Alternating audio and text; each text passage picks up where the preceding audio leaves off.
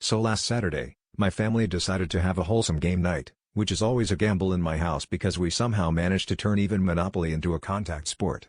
This time, my mom insisted we play charades, for some good, clean fun.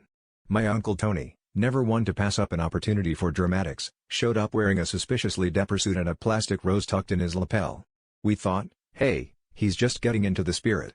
But it was mildly intriguing that he kept muttering "I'm gonna make them an offer they can't refuse" under his breath while stroking his own cheek. When it was his turn, he drew a movie title from the hat and immediately dropped to all fours, prowling around the living room. He started making these guttural meowing noises, which in any other context would have been deeply concerning, but this is Uncle Tony we're talking about. My cousin tried to guess, Cats? The musical? But Uncle Tony just shook his head and kept meowing, now occasionally pausing to dramatically knead imaginary litter. The rest of us were baffled. My dad even started checking if Tony had accidentally sat on the family cat. Things really escalated when Tony leapt onto the sofa, fixed us all with a steely gaze, and let out the most intimidating hiss I've ever heard outside of an actual animal shelter.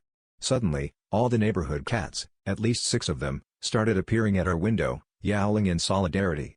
Mom was yelling, the cats were yelling, and Uncle Tony was in the middle of it all, doing his best impression of Marlon Brando. If Marlon Brando had been raised by alley cats. When the timer finally buzzed, Tony stood up, straightened his suit, and announced, the answer was The Godfather. But honestly, I think I nailed the role, as the Catfather.